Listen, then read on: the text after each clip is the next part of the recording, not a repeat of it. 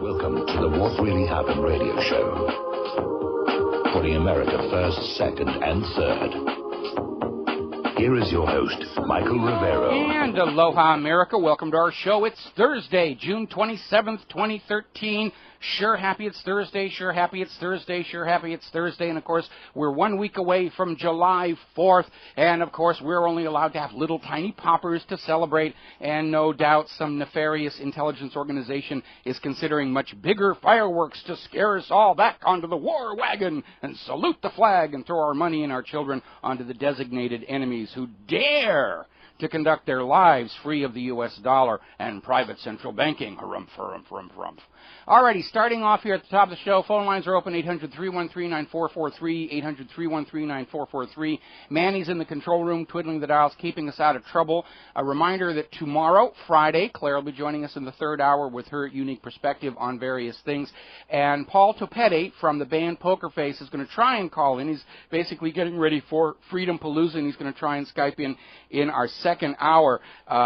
They have come under absolutely intense, hysterical screaming attack by the ADL and the Southern Poverty Law Center. We're going to be talking about that a little bit further on in the show, but we're seeing this hysteria just, in response to the growing awareness of the American people, like all these calls we're getting into our show about, oh, you're a Jew-hating network, and it's all they know how to say, and they're not really picking up on the fact that it doesn't really work anymore to scream anti-Semite and Jew-hater and Hitler lover and Holocaust.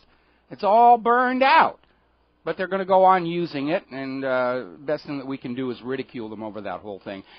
First of all, of course, rumors of Nelson Mandela's death are greatly exaggerated. We had a couple of members post last night saying a reliable source was that he'd passed away, was an unreliable source.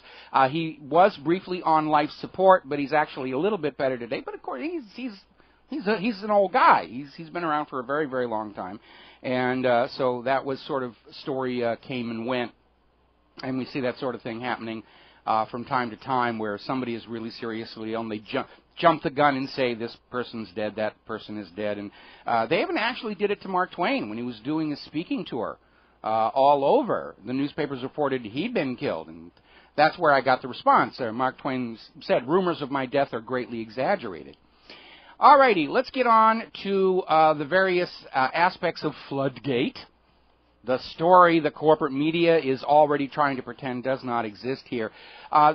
Earlier in the week we were talking about how the United States Senate had called the NSA out on their published document regarding the protection of your privacy from all their spying, and how it turned out this document was pretty much a fabrication from beginning to end. The NSA has now deleted this fact sheet from their website as an embarrassment. It's no longer operative. It's been Orwellized, and if you just even ever mention that we were lying to you, the terrorists will win, or whatever other excuse that they're going to make there. Speaking of deletions, over at the White House, they have that online petition site where people put up petitions for the government to respond to, all those petitions about secession, all these petitions about various other things. And it got to be really embarrassing because these petitions were getting the target signatures, so the White House raised the limit, how many signatures had to be there in order for the White House to respond to it. There was a petition calling for the prosecution of the head of the NSA for lying to Congress. That petition just got took down. Orwellized, completely gone there. They don't even want to deal with that anymore. So, so much for transparency in government. Little article over at NPR.org, which is occasionally the source for a lot of really interesting information. And they're making the point, calling it metadata does not make the surveillance less intrusive. And the whole point of the article is they're trying to use this word to say, well, we're spying, but not really. It's spying light, and you shouldn't be upset about it. And the point of this article is any spying, regardless of what they're looking at, is a violation of the Fourth Amendment to the Constitution, and you should be furious. Will be. And right aloha, back. America. Welcome back to the show. We're talking about NSA Gate and all the spying, and apparently more leaks are coming out of the NSA. Snowden is gone. Other people are starting to leak. We were joking yesterday about how in order to contain these little micro SD cards that hide inside of coins, the NSA is going to require all their workers to show up at their job completely naked. and probably get a good going over by the TSA on top of all that. But apparently, the surveillance of your records from email, internet, phone was reauthorized by President Obama. This all really got cranked up under the administration of George W. Bush, where they used the excuse of 9/11 to take the already existing echelon system and basically give it a shot of steroids. But it was reauthorized explicitly by Barack Obama. So the administration's claims about, well, it's bad, but, you know, we inherited this mess. We got nothing to do with it. And apparently, under the Obama administration, the programs have not only been continued, but they have been expanded on direct authorization by the Obama administration. Now, I want to get back to this whole issue about metadata. The corporate media is still trying to use the metadata like you really shouldn't be all that concerned about it. We're not really invading your privacy. We're just keeping a record of who you're talking to and where you're sending your web browser, which in and of itself is still an egregious violation of your privacy and a violation of the Fourth Amendment against unreasonable search and seizure of your personal effects, because you can take somebody's browsing history and you can learn a lot about them, like their sexual orientation. Okay? So it's not like you should not be concerned about metadata. You should. There is no gray area in here. The Fourth Amendment says the government does not have the authority to look at anything you are doing unless they have clear evidence of a crime in progress here. And I want to go back and recap something that we talked about when this PRISM and NSA gate really began to take off. And that is the government monitoring just the metadata? And the answer is it doesn't make any sense. You know, first of all, without the content, the NSA cannot know if a phone connection was a legitimate connection of interest or a wrong number. People misdial. Kids play with phones. The phone system itself makes misconnections all the time. These systems that the telemarketers use that just dial numbers pretty much at random and then hang up if you're on the no-call list, they misdial numbers. And so absent the content, the NSA doesn't really know if any given phone record represents a real connection or it's just another accident here. Now, if you look at the scale of these data storage facilities and do a little arithmetic, the real picture becomes clear. Every day in the United States, there are 3 billion phone calls. Now, the metadata for that call, your location, the number, time of call, who you're calling, so forth, will all fit into a single kilobyte of data. It's actually a lot. You could probably hide a lot more in there. But to keep the math simple, 1 kilobyte of data for the metadata for the phone call. To save the metadata for every single phone call made in America, going back to the acknowledged start of this system, would take 3 billion calls per day times 1 kilobyte times 365 days per year times 7 years, which works out to a storage of 7.6 quadrillion bytes of data to keep it all. Yet, that NSA facility in Utah has a data capacity of a septillion bytes of data. That's 1 billion times more storage than they need if they're just saving the metadata. Even for the government, that's a huge waste if they're not saving the contents of the call. Now, the average length of a telephone call in the United States is 3 minutes and 15 seconds. If you sample that at 8,000 cycles per second, that will create an MP3 file under 200 kilobytes in size. Now, let's just round it up. With the metadata and that recorded content, it's 200 kilobytes per call, times 3 billion phone calls per day, times 365 days per year, times 7 years, yields a storage requirement for all the saved content of your phone calls, 1.5 quadrillion bytes of data. And if we expand it to every phone call in the whole world for every day for the last 7 years, that comes to 6.2 quintillion bytes needed to save the content of every phone call made in the world for the last 7 years. If we add 20% overhead for indexing and organization, we get 7.4 quintillion bytes of data, which is still just a tiny fraction of the advertised septillion byte size of the Utah facility. There is no question this facility in Utah has the capability of having saved recordings of every single phone call made in the world for the last 7 years with lots of room left over for other stuff. like your video messages, your texts, your tweets, all of it. And they're already building a new center in Maryland. They built one up here in the middle of Oahu. Don't tell me they're only saving the metadata. It doesn't make sense that's all they're saving when they're building data storage facilities of that size.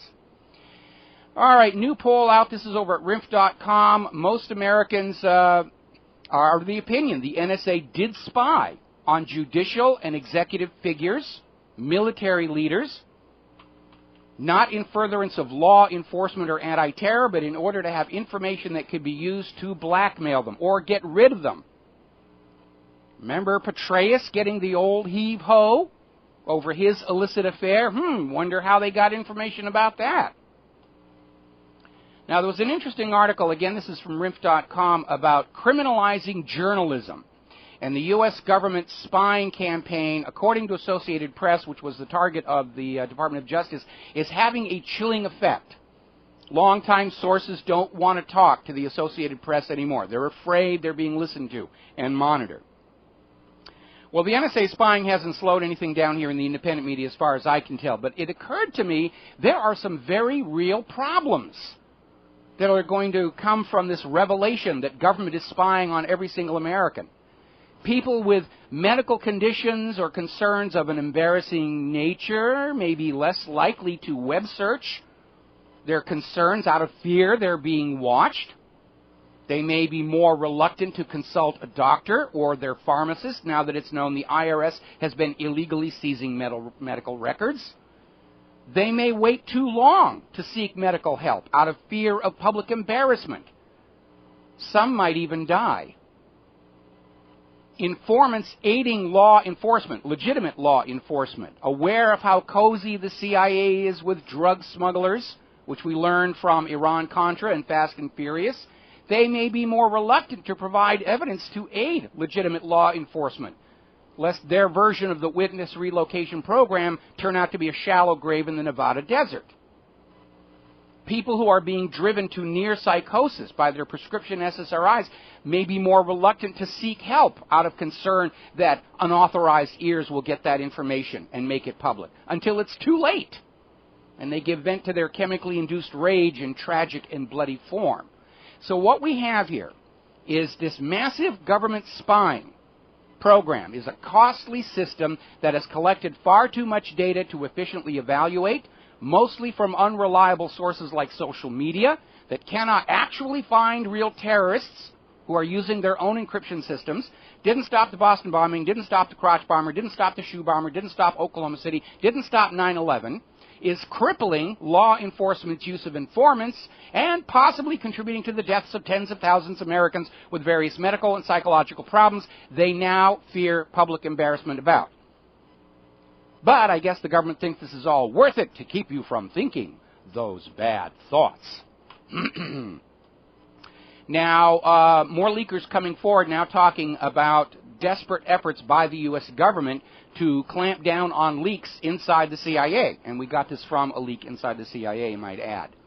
And remember what I said the other day when Obama came out with this new rule that anybody who fails to report a suspicious person could actually be prosecuted, and how that's going to backfire on them because their workload is going to fill up with thousands and thousands of completely useless false leads. Petty vindictiveness, jealousies, inter-office rivalries are all going to get... Look at the history of the witchcraft trials in Europe, where people were claiming that their romantic rivals were witches, or just somebody they wanted to get out of town, or this man would make a sexual approach to a woman who'd turn him down, and he'd turn around and say, she's a witch, she tempted me and lured me and then denied me. We're seeing the same mentality here inside the nation's intelligence agencies. It's getting into a witch hysteria against their own people. And if anything, I think this is going to drive more leakers out there. Remember, Edward Snowden, I think about 3 or 4 years ago, he'd actually gone public saying leakers, deserved harsh treatment. So very obviously what he saw inside his job led him to have a moral crisis and turn him around. And we're probably going to start seeing more and more of that as well.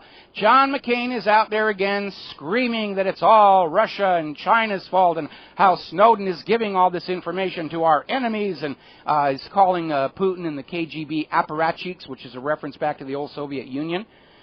And McCain's out there saying, we've got to start dealing with Vladimir Putin in a realistic fashion for what he is. He's an old KGB colonel apparatchik that dreams of the days of the Russian Empire. And he continues to stick his thumb in our eye in the broadest variety of ways. All right, John McCain, if you really feel that way, here's your rifle. Now, Obama has come out saying he shouldn't have to talk to Chinese President Xi or Putin about Snowden. They should just do what they're told. We'll be right back. Aloha, America. Welcome back to the show. And as I was starting to mention before we went to the commercial break, Obama is now out there saying that he hasn't spoken to Chinese President Xi Jinping or Russian President Vladimir Putin about Edward Snowden and more. I should not have to, is what Obama is saying. They should just do as they're told, appears to be his attitude. And Obama is saying, I don't have to talk to them. This should be handled through the proper legal channels. Well, a little reminder, inconvenient fact, Russia and the United States don't have an extradition treaty. And so Obama's already operating outside legal channels by demanding Russia return Snowden to them. And basically the U.S. is throwing a tantrum. The rest of the world isn't just doing as they're told. And it's turned into a huge foreign policy disaster for the United States. Even the corporate media is saying, obviously, the United States is not able to influence other countries the way they used to. And the reason is really very simple. Snowden's revelations are that the United States government isn't just spying constantly on its own citizens, it's spying on everybody in these other countries. They're a little upset about it. And I don't blame them. And this idea of you will give us Snowden or bad things will happen. Apparently Ecuador walked out of a U.S. trade deal. And just said, no, you don't come and threaten us with this trade deal to turn over Snowden. We're out of the trade deal. They don't like being blackmailed. And the last word I heard is that Ecuador is saying that if Snowden shows up there, we don't know where he's really going at this point, but if Snowden shows up there, yeah, they're going to grant him political asylum.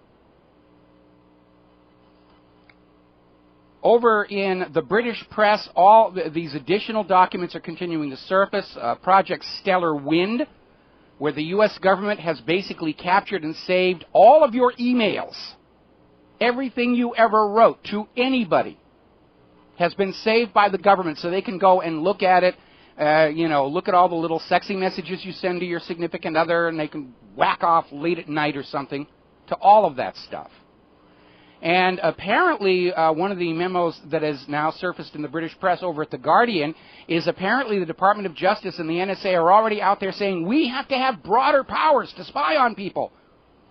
We don't get enough. We're not seeing enough. We've got to have little micro drones following them all around 24/7 to make sure they're not thinking bad thoughts about the government and bad thoughts about private central banking. And, of course, the world is digging in their heels. They're taking steps to secure their communications, to protect their business secrets from a government with a past history of stealing business secrets from their own citizens for purely private financial gain. I mean, it's just completely out of control here. Now, very alarming development. Senator Dick Durbin is out there saying it's time to say who's a real reporter. And he's got this editorial that he put out there at the Sun-Times, basically saying the government should now have the authority to say who is and who is not a real reporter. They're going to have a government license. Who's a real reporter? Or if you've got a government license, you're a real reporter, and if you don't have it, you're not a real reporter, and the courts will come after you for anything that you do that we can prosecute you for. The government wants to decide who's a real reporter. Now, they've already been doing that covertly. If you're a friend of the government, if you echo their propaganda without question, you get rides on Air Force One, you get to visit the White House, you get all that good stuff. And if you're not sympathetic to the government, you basically get relegated down to some small-town newspaper. And now they basically want to make it legal, where Only those people who support the U.S. government and support Wall Street will be considered real journalists. And all the rest of them are just those wacky tinfoil hat kook conspiracy troublemakers who ought to be sent to Guantanamo for a good waterboarding. Now, the whole idea of having a free and independent press is the government is not supposed to be saying who gets to play and who does not. And yet Dick Durbin is right out there saying, oh yes, government has to say who the real reporters are, so the American people will know that only these people ought to be listened to. That's not constitutional. It's not America. It's the Soviet Union. It's Nazi Germany. When the government says who's a reporter and who isn't. Apparently been a little bit of a kerfuffle here. Over in Florida, somebody was flying around a drone. They don't know who owned it. But apparently it crashed into a tree and it was recovered. And on the memory card was video of this drone peeking into people's windows and looking at scantily clad young ladies. So, anyway. Glenn Greenwald is basically coming out, and this is over on RIF.com again, about how he's just been subjected to these huge smear attacks. He's being threatened. They're trying to assassinate his character. They're trying to kill the messenger because they don't like the message. And it's a reminder one more time, we need to focus on the message. Not Glenn, not Edward Snowden. We need to focus on the message. The U.S. government spies on everything you do. Will be. Hi, America. Welcome back to the show here. And looking at the corporate media, they're still conditizing everybody with Trayvon Martin and George Zimmerman. That's the story you should be paying attention to. We're going to force feed it to you all day long. So this is all you're thinking about, Trayvon Martin and Zimmerman. And we have racism and we have blood to distract you. We will bring you death and you will cheer your love of Imperial Caesar. Not really, but that's what they're thinking. And that's what it is, managing the people's perceptions by telling them this is what's important. This murder case, that's important. That's the top news. All this other stuff about NSA spying and IRS targeting and Department of Justice spying on reporters and all the rest of that and the rush to a global war. You don't need to pay attention to that. You know, we'll fit it in the last 30 seconds before the commercial break. You want to pay attention to George Zimmerman and Trayvon Martin, and if you aren't, then you're obviously racist. Blah, blah, blah, blah, blah, blah, blah. Interesting little story out of 12160. Apparently a volunteer for WikiLeaks has been outed as a paid informant for the FBI, and it is a reminder that the FBI for decades operates by infiltrating groups that might be a threat to the U.S. government and, if at the very least, spying on them and engaging in disruption operations. Go back and reread the history of COINTELPRO. You need to study up on those tactics because the government's clearly engaged in the same behavior all over again. Meanwhile, over at the Internal Revenue Service, the latest audit confirms that the IRS was specifically targeting conservatives. And the IRS targeted 292 Tea Party groups, but just 6 progressive groups. Now, if it was just random targeting to make sure that they were in compliance with the rules of being a 501c3 or a 501c4, you would expect an even distribution across all those groups. And it's not there. The bias proves intent. And the Internal Revenue Service is apparently officially taking the position that targeting a specific political group isn't wrong. Yes, we did it. It's not wrong to do so. Apparently, Beth Tucker came out and said that targeting conservative groups is perfectly okay, perfectly acceptable. It sure wasn't back when Richard Nixon was in the White House, and it was the liberal groups being harassed and targeted. Using the IRS as a political tool was one of the articles of impeachment of Richard Milhouse Nixon. Meanwhile, another employee of the Internal Revenue Service, Greg Mosen, is taking the fifth. Well, gee, if targeting these groups isn't wrong, Beth, why is Greg pleading the Fifth Amendment? And doesn't it just weird you out that this government that's been attacking and ignoring the Bill of Rights, when they get in trouble, what's the first thing they run to? Bill of Rights. I have the Fifth Amendment.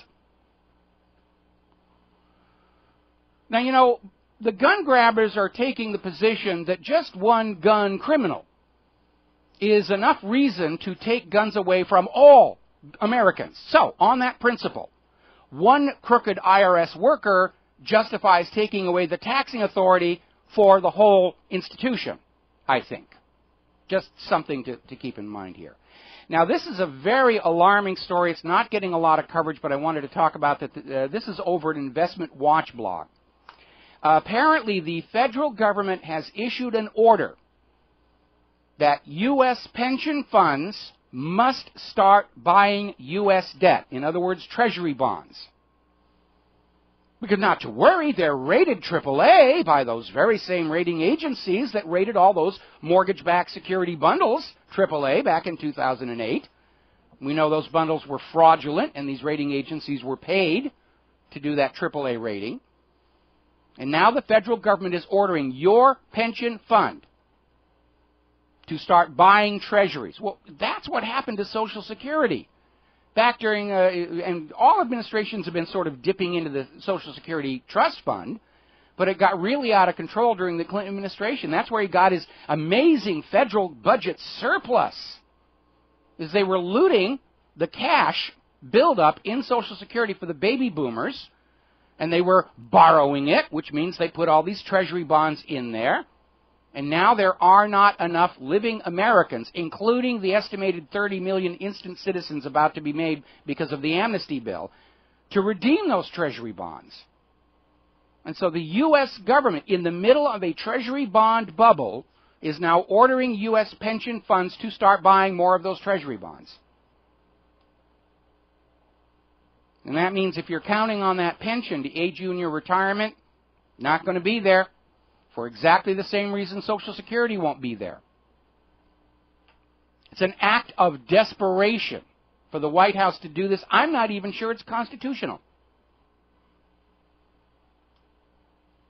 Those pension funds are supposed to be kept isolated in order to guarantee their safety. And now they're dicking with that thing. Over in Europe, apparently, remember what happened in Cyprus? The haircut, the scalping, the castration, depending upon what you wanted to call it, where the investors and large depositors were forced to basically bail in and cover the losses of the banks. And they say, oh, it's a one of a, never happened here, never happened in Europe, never happened in the United States of America. Well, guess what? It's happening. The European Union agreed today to force investors and the large savers to bail in to future bank failures. In other words, when this Ponzi scheme banking system collapses, which it has to, the money junkies don't pay for it out of their own pockets. They're going to take the money from savings account holders and outright investors in their Ponzi scheme bank. They're trying to set up a system where the money flows to them, the losses flow to the people. That is fascism. I don't think banks ought to be saved on the backs of savers and the general population. If banks fail, they should just fail and make way for a new bank with a better fiscal sense. These bail-in policies are incentivizing criminality, fraud, and at the very most generous, incredible incompetence on the part of these bankers. And all of it goes back to those private central banks issuing the public currency as a loan at interest, which by design produce more debt than money with which to pay that debt. And that is why every single nation on earth, without exception, enslaved to a private central bank issuing the public currency as a loan at debt, is drowning in trillions and trillions of dollars and euros of artificially created debt. And you need to remember, all that interest that's piled up on the public currency, that's money that's never existed. That's what makes this idea that we're obligated to pay that debt laughable. That money doesn't exist. It never did. It's just a scam to keep you a debt slave to the money junkies, who are, I should remind everybody, not elected government officials. They're not subject to civilian oversight. We have Alan Greenspan on video saying the Federal Reserve is answerable to no federal government authority. And these private central banks are not run for the benefit of the people or the nation. They are run for the benefit of themselves. They're giant money-making machines that have corrupted their way into control of the nation's money supply. And it shouldn't be that way.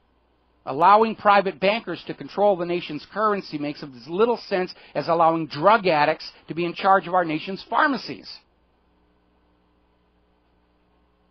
We need to return the public currency to the model of being a public utility. That's how it was set up when the United States started, when we fought a revolution to be free of the Bank of England and being forced to conduct our business with banknotes borrowed at interest from the Bank of England. And we set up a nation where the public currency was a public utility. And it worked. And that's why the money junkies hate it. Go back and read what the European press was talking about Lincoln and his greenback. And they said, what a horrible thing for a government to furnish its own money and be free of debt. It cannot be allowed to happen. Over in Britain, real household disposable incomes have plunged the most in more than a quarter of a century. The real standard of living continues to be in decline. Here's an interesting story came out of Sky News. Apparently, over in Wales, the employment offices, the government employment offices there are openly advocating that young women seek careers in the sex trade, being lap dancers, being escorts, and they're trying to say, well, we're not really trying to encourage prostitution per se, but apparently they're handing out information on how to find websites to advertise on that includes transsexual post-operation submissive escorts. Come on, guys, you're not talking prostitution? What kind of a nation and culture do you have where the banks have crushed the general population down into poverty and the government's answer is, you girls go turn tricks. You'll do fine. You'll make $40,000 a year. You'll make 78,000 pounds a year doing lap dances and stripping work. What does that tell you about the values of that society and that culture? Meanwhile, there's a very interesting story. This is out in California. And it has to do with a guy down in San Diego, a guy by the name of Olson, who, as a form of protest, went to 3 branches of the Bank of America in San Diego, and using children's chalk, which can be washed off or it'll simply be gone the next rain, he wrote some messages of protest outside these banks on the public sidewalk. And he got arrested for the charge of vandalism. And it gets even better than that, because the banks are claiming it cost them $6,000 to wash away this chalk. And so they're trying to throw this guy into prison for 13 years for writing messages of protest on a public sidewalk outside the bank. And get this, the judge in this case has banned any mention of the First Amendment right to freedom of speech from the hearing into this vandalism charge. Now, the judge is wrong. The judge is flat out wrong in saying the First Amendment can't apply in here because it's a state law. There's a little aspect of the Constitution called the Supremacy Clause, in which the First Amendment does legitimately apply to state and local legal actions. And second of all, the banks don't own those sidewalks. They're part of the public easement. And those are public property belonging to we the people, and therefore, under the First Amendment, a legitimate venue for public protest. Now, I think the absolute draconian overreaction to this chalking and this open defiance of the Bill of Rights is intended to send a message that your right to freedom of speech stops when confronting the money junkies. I mean, you can scream and protest and complain all you want about gay marriage and about abortion and about Paula Deen, but don't you dare ever say anything critical about the banks or Israel. We're going to take a phone call here. Bobby in California. Aloha, Bobby. Welcome to the show. What's on your mind? Bobby, are you there? Oh, my goodness, I talked him to death. Oh, there you are. All right, fine. Bobby, are you there? Yes, hello. Thank you for taking my call. Yeah, you're on the air. What's on your mind? Okay, I was curious. Have you ever made a list of how many, and I'm being serious, by the way, how many conspiracy theories you believe in? Well, not really. And first of all, I don't believe in anything. As a matter of personal choice, I try and avoid belief completely. Because I got lied to about that fat elf up at the North Pole when I was a kid, and it permanently deranged my mind. No, Santa Claus exists. I know this because okay. All right. Well, we're going to differ on that one. But no, I don't actually keep a list, and basically everything I feel needs talking about is pretty much at my website, whatreallyhappened.com. Right. But, I mean, okay, so you you understand why I think you believe in conspiracy theories, put it like that. Well, I can understand that might be your perception, but like I said, I try and avoid belief. Because usually the people saying you should believe this and you should believe that are the ones doing the lying. You should believe your government is honest. You should believe bankers are honest. You should believe corporate media is truthful. And so basically I avoid belief. Right, okay. But I conclude. Okay, I conclude. Forget conspiracy theory then. No, I analyze and I conclude. That's what I do. Okay. So you also paint a lot of broad brushes, I've noticed. Corporate media, money junkies, all these things. I mean, you know, when I look at you and I listen to you, you don't sound like a crazy person or anything. You actually sound pretty rational and normal, honestly. Well, I don't think they could lock me up, but on the other hand, if I was already in, I'd probably have trouble getting back out. All right. Well, anyway, the point is, so I'm trying to figure out, do you really believe literally everything you say, or are you doing this for the audience because, you know, there's a market out there for this? Okay, I'm not a market for this stuff? Do you realize how much money we're losing trying to get the word out to the American people? Nobody's getting rich doing this. The big money all goes to those very big liars on the corporate media. But again, I don't believe anything. I'm pointing out to our listeners and our readers the obvious flaws in the official stories put forward by the government and by the corporation. And yes, these are my honest conclusions based on the available evidence. I take your word for it. If the company's losing money and stuff like that, I get that. But you do understand there is a market for conspiracy theorist people who believe in this kind of stuff. Well, right? I know there's a market for things about, you know, UFOs and crop circles and HAARP and chemtrail and Bigfoot and Elvis's love child and everything, but we avoid that stuff on my website and my show. You know, we're trying to stay grounded in the real world. You know, we don't do HAARP, we don't do we don't do all that stuff. Didn't you say that every war has been caused by the money junkies, which I don't know, that's the Jews, or who is that for you? Well, I refer to them as money. I refer to them as money junkies because money addiction strikes all classes of people, all races, all religions, and you know, that's why I call them the money junkies. And yes, if you go back and you read my article, all wars are bankers' wars, which I'll reprise to the main page because of this phone call. All wars, really? Yeah, all wars and assassinations. I basically did a look back at American history. In terms of the influence of the first and second banks of the United States and the Federal Reserve and how they all tied in with some of our major history-changing events, like the attempted assassination of Andrew Jackson, the assassination of Abraham Lincoln, and the assassination of John F. Kennedy.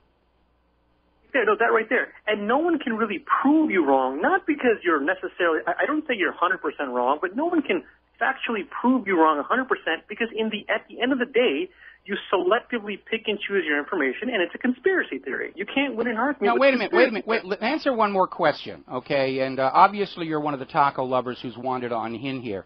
If John F. Kennedy's assassination was not tied in with finance, why was John J. McCloy, president of the Chase Manhattan Bank and president of the World Bank, on the Warren Commission?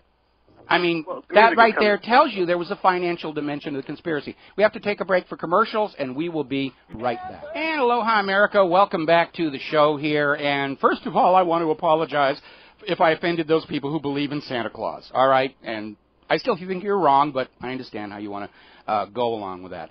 Anyway, we are seeing, obviously, an escalation of harassment, disinformation by certain groups, and I want to talk a little bit about Paul Topetti and Freedom Palooza because they have come under absolutely withering attack from the Southern Poverty Law Center and the ADL, which are both known Israel supporters inside the United States of America. And they're out there just screaming that Freedom Palooza, they're Nazis and they're Holocaust deniers, and you should not go there and you should stay away. And just they're piling on this hysteria. You know, like, again, these phone calls coming in, oh, you're a Jew-hating network, you're a Jew. It's all they know how to do. In fact, I just got a story here where apparently the Southern Poverty Law Center is trying to intervene in a bequest by a recently deceased individual who, in their will, wanted to leave some of his money to an organization that the ADL doesn't like. I'm sorry, the Southern Poverty Law Center doesn't like. And they seem to be taking the attitude of only groups that we approve of should be allowed to inherit. People we don't like should be kept poor. They're not allowed to have money. Only our people are allowed to have money. So we're seeing this harangue, and it's one of the reasons why I'm going to try and get Paul back onto the show tomorrow, because when they're ramping up that hysteria, you know they're scared. That's really what it is. And I took the opportunity of all this harassment to reprise an article to the front page of whatreallyhappened.com called The New McCarthyism. And I wrote this a few years back when we began to see this mounting campaign of demonizing anybody who dared question the orthodox story of, for example, 9/11. And they'd be accused of being Jew haters, and their careers would be destroyed, and they'd be driven out of Hollywood. And we saw all this before, back in the 1950s, with the McCarthy era. And what it was, of course, was during World War II, Hollywood had supported the war effort, made movies about heroic Americans and evil Japanese and evil German Nazis. They're still doing the movies about evil Nazis, even though they're all dead. And when the war was over and everybody said, oh, we can take a breath, peacetime economy, we stop spending all this money on military development, and we can start working on improving our society. And the military-industrial complex that Eisenhower so ably, accurately warned us about said, oh, no, no, no, we're going to have a new war. We're going to have a Cold War with the Russians. And it's great because it's a war. We get to tax money and spend money on defense projects. We don't have to actually fight it. We're just going to glare at each other. And when we come back from station identification, I will continue on this very topic. And aloha, America. Welcome back to the show. And we're talking about the new McCarthyism. So let me give you a little bit of history. End of World War II, everybody takes a deep breath, the war is over, and we're just going to calm down, we're going to start spending our money on the American people, and the military-industrial complex comes in and says, oh, no, no, no, no, we're going to keep this going, we are going to go on taxing the American people and building weapons, and they're saying, what for? Well, we're going to have a Cold War against the Russians. And most people in Hollywood were saying, why? They were our ally, they helped us against this horrible, evil villain that we've been helping you sell to the American people. And so there were people in Hollywood who went along with this idea. Well, all right, you can come up with enough money, I'll start demonizing the Russians here, I don't care.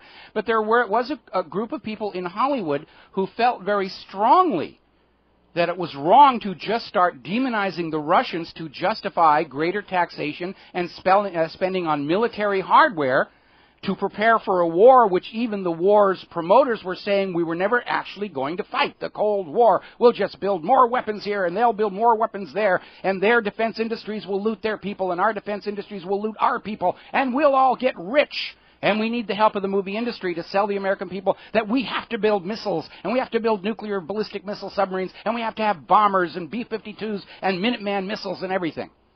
And those people inside the film industry who had a moral conscience said, we're not going to go along with that. And so the next thing you know, Senator Joseph McCarthy, aided by J. Edgar Hoover, who held that Hollywood should be the government's Ministry of Truth, launched this whole Red Scare. There are Reds inside the government. There are Reds inside Hollywood. And they went out with this House Select Committee on Un-American Activities, and they started destroying the careers of everybody in Hollywood who would not toe the line for this Cold War agenda to make the military-industrial complex, which is another name for the money junkies, richer. And we look back on that now and realize it was a terrible injustice. to demonize these people for sticking to their moral code. There was no reason for us to be preparing for a war against Russians at that time. And so now you fast forward to the current day, where you have people in the film industry who don't toe the government line, they get destroyed. Very famous example, of course, actress Jean Seberg. Back in the 1960s, she was very popular in Europe and the United States. She was married to a French diplomat, and she was going out there publicly saying there was merit to some of the concerns expressed by the civil rights movement. And despite verbiage coming out from the government that, yes, we're supposed to all be equal and everything, the actual government policy coming out of the Richard Nixon White House was, no. We need to keep the blacks subordinate for cheap labor, and we need to keep them under control because we're sending them over there to Vietnam to fight our little war of conquest with. And so the FBI destroyed Jean Seberg's career with a flat-out false story published by the Los Angeles Times that she was pregnant by one of the Black Panthers. And this is back in the 1960s, and despite all the summer of love and autumn of gonorrhea and sexual revolution, for most Americans, interracial sex, especially if you're fooling around on your husband, was still considered a tacky no-no. And it destroyed her career, and eventually she committed suicide. But because her husband was a French diplomat and threatened to turn this into an international scandal, the FBI, for a very rare instance in its long career, was forced to admit what it had done and apologize and say, we promise we won't do it anymore. But they are still doing it. And it's the same old dirty trick. It's just they changed the word. Back then it was commie, and today it's anti-Semite and Jew-hater. But it's the same dirty trick. We'll be right back. And aloha, America. Welcome back to the show here. And before we go back to the phone call here, the new corporate media is talking about, they've just announced indictments against Boston accused suspect Dzhokhar Tsarnaev, 30 counts, including using weapons of mass destruction. Now, you call me weird and picky about this, but I remember when a weapon of mass destruction was sort of like what the United States dropped on Hiroshima and Nagasaki, and not a pressure cooker full of black powder and the rest of it. What they're doing with these 30 counts is they're dogpiling him. And this is a tactic used by prosecutors when they don't really have a strong case on a single charge. They'll simply pile on the charges, as many as they can, so that any future potential jury will be looking at all these charges and thinking, well, he's got to be guilty of at least one of these things, and they'll come up with the guilty verdict that will allow the government to go on with the rest of this kangaroo trial here. So anytime they come out with 30 indictments over this one incident, they're dogpiling him because they don't really have a strong case. The biggest evidence that this is a frame-up is the fact that the Tsarnaev brothers were photographed in that Boston area with gray backpacks, and the remains of the backpacks the bombs were supposed to be in were black. Come on, it doesn't get more obvious than that. All righty, we're going to grab some phone calls here. The lines are loading up. Norm in Georgia. Aloha, Norm. Welcome to the show. What's on your mind? Hello, Michael. How are you? Doing fine. I've been listening to your show for some time, and I think you're doing a good job there telling the truth, and I hope you can continue doing it. But basically, when you started your show earlier, you were talking about the, banksters and all the money jockeys and so forth. Mm-hmm. And the American people have to understand that the reason why the banksters and all these money jockeys have so much power is because of the dollar being a world reserve currency. And the reason it's a world reserve currency is because of the petrodollar. Now, I've talked to a lot of people, friends, relatives, and so forth. They don't even know the word petrodollar. Mm-hmm.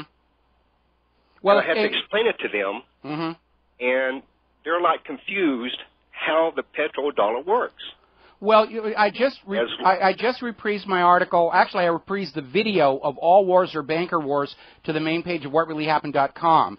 And you just need to share that video with them to tell them the history of how it went from public currency as a public utility to private central banking Ponzi scheme to Bretton Woods, following the collapse of Bretton Woods, petrodollar, and now the reason for all the wars we're seeing right now is the world is turning away from the petrodollar and from Bretton Woods. And that's the reason the money junkies are trying to crank up big mistake number 3. Well, let me ask you a question. I just recently read somewhere on the internet that China was making a deal with Australia to get away from the petrodollar, but then I also read that China did a 180. Have you heard anything about that? No, I haven't heard about that. I do know that Australia and China are basically trading their currencies directly without going through the dollar. China is in the middle of negotiations with New Zealand to do exactly the same thing. And this is why all of a sudden, McCain is out there saying, oh, China's now our enemy, China's now our enemy. How dare you conduct your economy without the dollar? That's really what this whole New World War is all about. And, you've got the BRICS nations have absolutely abandoned using the dollar. The reason Libya got attacked was Gaddafi said, we're going to have a state central bank and we're going to have a value-based currency, the gold dinar, and if you want to buy Libya's oil, you will have to pay for it with gold dinars. And the rest of Africa was saying, this is great, this is much more reliable and stable than the U.S. dollar, we're going to sign on to that. Boom, invade Libya, kill Gaddafi, destroy the gold dinar, give them brand new private central bank issuing the public currency as a loan at interest, and of course they're rioting in Tripoli right now as I speak. Okay, now let me throw something past you and see if you agree with what I'm going to tell you. This all started back in the early 70s when the U.S. government made a deal with Saudi to sell oil for dollars only, and in return we told Saudi that we would provide them protection against Israel, arms, and stuff like that, and of course Saudi went with it. That was the beginning. That was the beginning of the petrodollar deal, right there. Right. And then all of the other OPEC nations said, "Hey, that's a good deal," so they all went with it. Yes. Now, what that did is, since Nixon took us off of the gold standard, they had to tie the dollar to something so they could print as much money as they want. So they tied it to oil. And the OPEC has been selling oil for petrodollars for about 40 years. Now, it's my understanding from what I've been reading is that Saddam Hussein in Iraq was the first OPEC member to start selling oil for anything other than dollars. Yes, in 2002. And that is the primary reason that we invaded Iraq, was to get them back on the petrodollar. You are correct. Okay. And that's the reason why we have such a strong military presence in the Middle East, is to ensure that none of these OPEC members ever get off the petrodollar, because if they do, we will not have a dollar as a world reserve currency. Well, you're absolutely right. And again, we do cover that in my article and video, All Wars Are Bankers' Wars. That's the reason why Iran is very much in the crosshairs right now. They have a state central bank. They sell their oil for whatever currency other countries want to pay for it. And the United States basically is leading to a situation where they want to conquer all of the resource-rich areas of the world in order that those resources are available for sale only for the U.S. dollar. And that's basically... Let me ask you another question. Sure. Now, to my understanding, I don't believe Afghanistan has the oil reserves. No, but they do have opium. They do have opium. Well, but which you can only buy for U.S. dollars now. Right. But what I'm asking you this is that I found out that there's $7 trillion worth of lithium under Afghanistan soil. And that's basically what the government is after, is all their lithium. Because when the Soviets invaded Afghanistan back in the 90s, they were after the same lithium. Now, that's certainly one of the many factors that's involved there. And again, just like we saw with Iraq, it wasn't that the U.S. wanted to conquer and use all the oil. They just wanted to make sure it was only available for sale for U.S. dollars. And so in present-day Iraq, under the U.S.-installed government, other countries are buying Iraq's oil, but they must pay for it in U.S. dollars.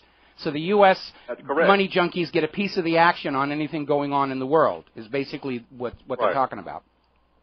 Yeah, so basically all the banksters and all the money junkies, they have to keep the petrodollar in effect, because if they don't, the dollar will not be their world reserve currency, and that would be catastrophic for the economy if the petrodollar wasn't the primary thing that is keeping the world reserve currency up there as the world reserve currency. Basically, what they're doing is they're trying to maintain a demand for dollars in foreign countries by saying you can't go to any place on Earth and buy oil, lithium, copper, molybdenum, uranium, whatever. You can't do it without first coming to the United States to get your little permission ticket called Federal Reserve notes. And the U.S. government, having lost most of its manufacturing and nobody wants to buy their agriculture anymore because of the GMO, what they're trying to do is basically become, the middleman to global trade in raw materials. If China wants to buy aluminum, they have to come to the U.S. and give us manufactured goods so that we will give them tickets to go buy whatever. And it's a bit of a raw deal, and part of the reason that Saddam Hussein sought and got UN permission. The United Nations said it's okay for Iraq to sell their oil for euros in 2002. 2003, they invade. Lynch Saddam Hussein, Iraq's oil is only available for the dollar. But the reason is that Israel's aggressions in the region over the last several years have undermined Middle Eastern nations' confidence that the U.S. can keep Israel in check and uphold their end of the petrodollar deal. So, it's basically, and I know you're calling it petrodollar, but it's now an expanded program because it's not just petroleum in the Middle East, it's raw materials from all over the world, whether it's lithium in Afghanistan, all the mineral wealth of Africa. That's why they're going down there. Look at what happened when Germany asked for their gold back from the Bank of France and the New York Federal Reserve. 1 week later, France invades Mali, which happens to be Africa's third largest gold producer. It's all about controlling those natural resources and financially exploiting them. And I think most people understand. I knew it was the petrodollar, but I wasn't aware that it's everything, basically. But yeah, they've expanded. The other question that I've got for you is, let's say some other country wants to buy some oil or whatever they want to buy, and they have to convert their currency over to dollars from the World Reserve Bank. Mm-hmm. Do they not have to pay more because of the fact they're buying it with dollars instead of their own currency? So basically, America gets a piece of, or the banksters That is exactly what's going on. A piece of the pie. That's exactly what's going on. That is exactly what's going on. And these nations that have been conquered and are accepting U.S. dollars for their natural resources, they're getting a raw deal because there isn't much they can buy with those dollars. Because, the United States has lost much of its manufacturing.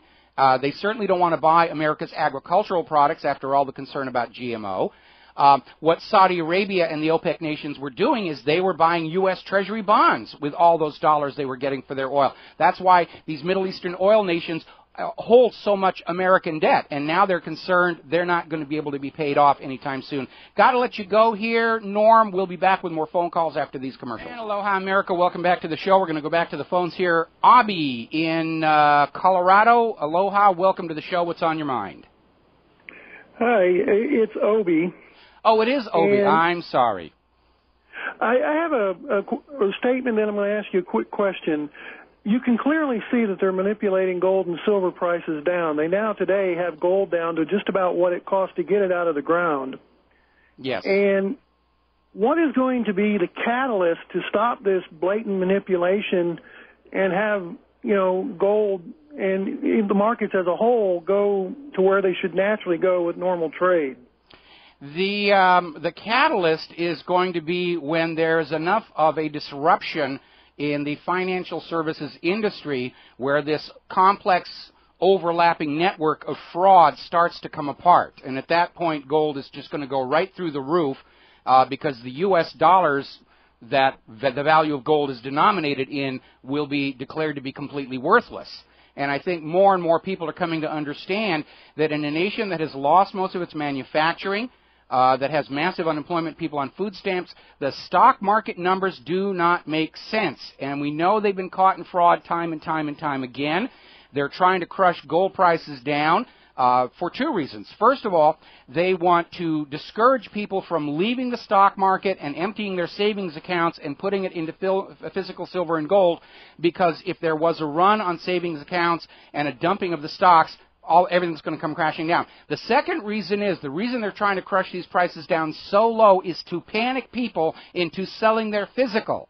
Because the central banks need to buy physical gold. The brokers selling these gold futures contracts that they're using to crush down the gold and silver prices, they need to acquire physical gold to make good on the contracts. They're caught in a really tough situation of their own making, so I don't feel any sympathy for them. But that's the whole idea. And, you know, I'm not a financial expert. You look at my bank account and you'll know immediately I don't know anything at all about making money here. But common sense has to tell you, acquiring physical silver and gold, especially now when they've worked this hard to crush the prices down, you should be grabbing as much as you can and sticking it away in that mayonnaise jar buried out back by the pineapple plantation. Because, you know, don't look at what gold and silver is doing over the last few days. Look at what gold and silver has been doing for the last 10 years, and you'll understand why this is a good thing.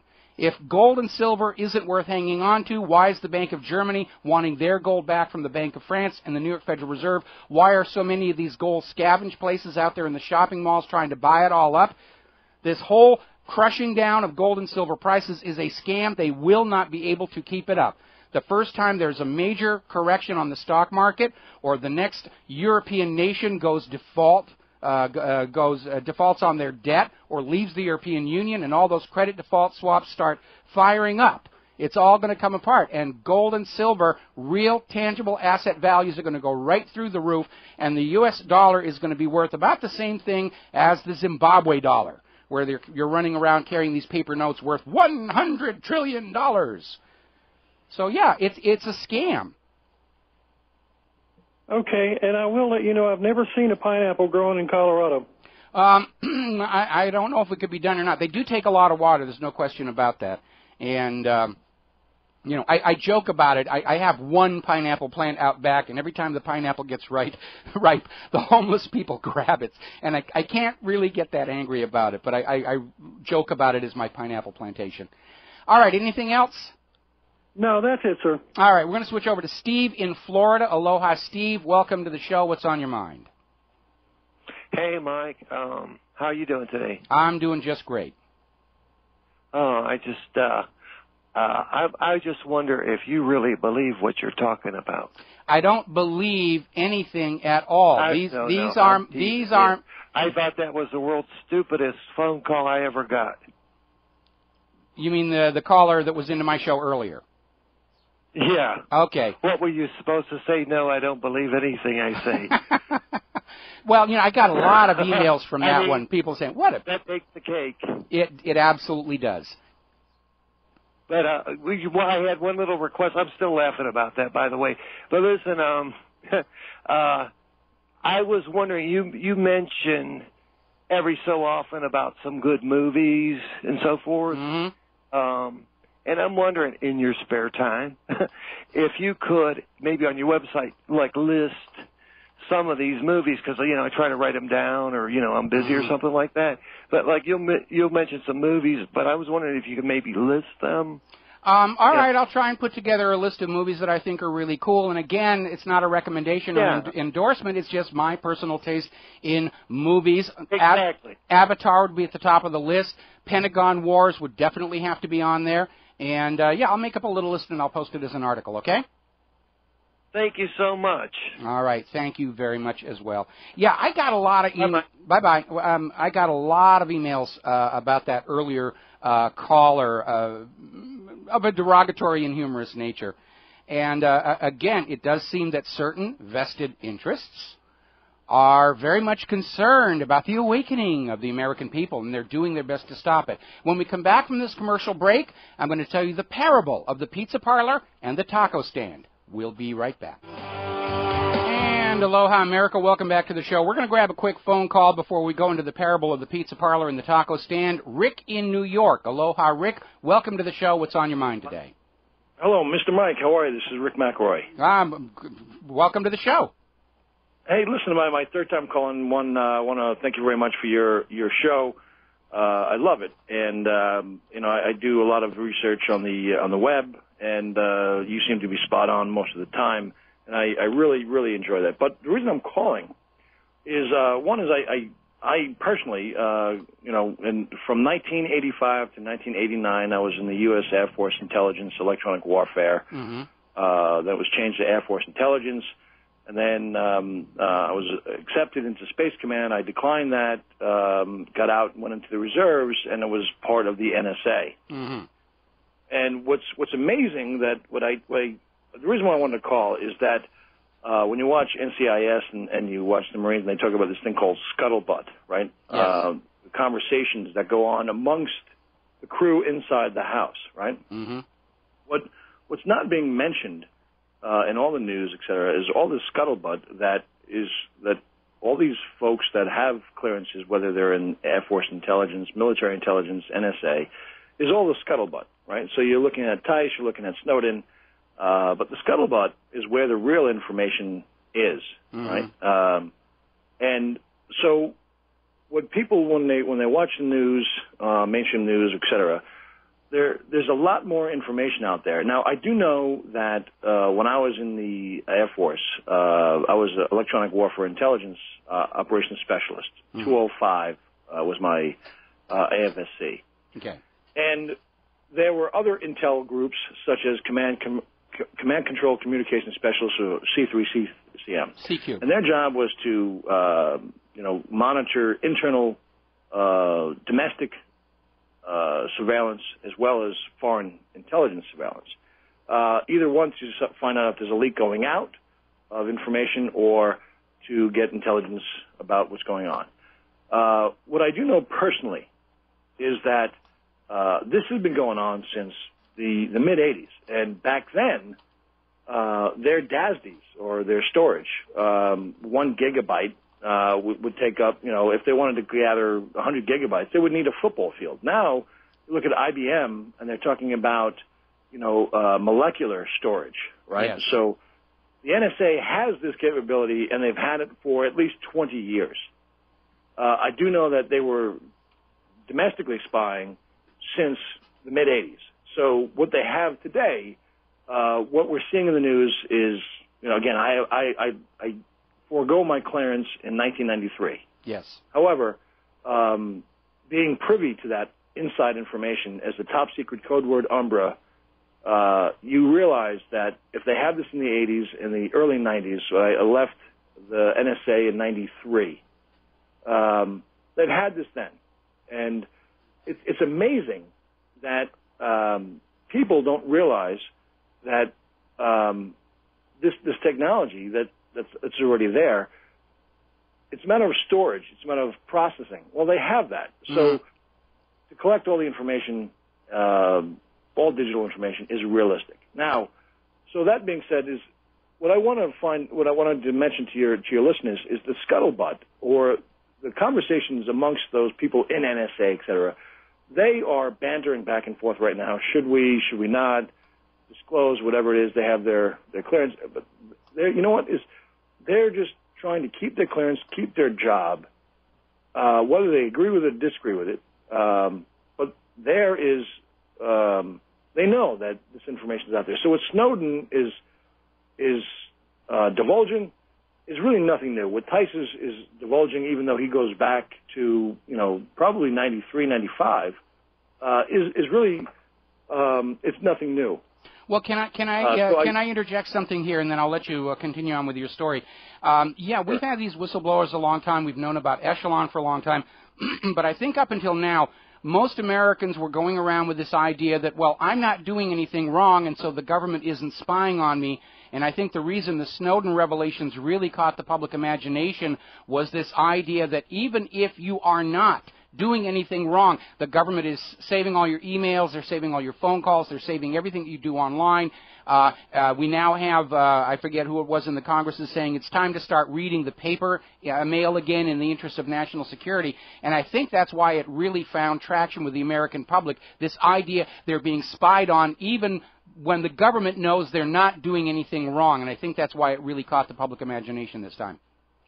Well, I think, Tice has got a lot of information, sort of snowed in, but also, if you look at the blackmail capabilities that you have, and basically, even if you look at, J. Edgar Hoover, it's all about blackmail. What can you do? You promote those folks that you have leverage on so that you know that they won't balk the system or challenge you in office. So Obama or the president, right, whoever, is not going to promote somebody that is a sharpshooter, that is ethical, that has moral grounds, that has no leverage. They're only going to promote those folks that they have leverage on. So that's what we saw with Ron Paul. They didn't have anything on him, and so they had to give him the old heave-ho in 2008 and 2012. Yeah, absolutely. And in fact, now in your website and that you mentioned, the hidden tape of Obama saying that. Now, the other thing I wanted to mention was TWA Flight 800. Yes. I have a very funny story. I got out of the NSA in the reserves in '93. I was working at UPS in their supply chain logistics, and then I went into traveling around 1997. I was with another software firm. I was traveling over the U.S., and I ended up in Lansing, Michigan. And I was at a Ruth Chris's Steakhouse having some cocktails by a piano bar, and the gentleman sitting next to me, we struck up a conversation. It turns out he was the former vice president of TWA Safety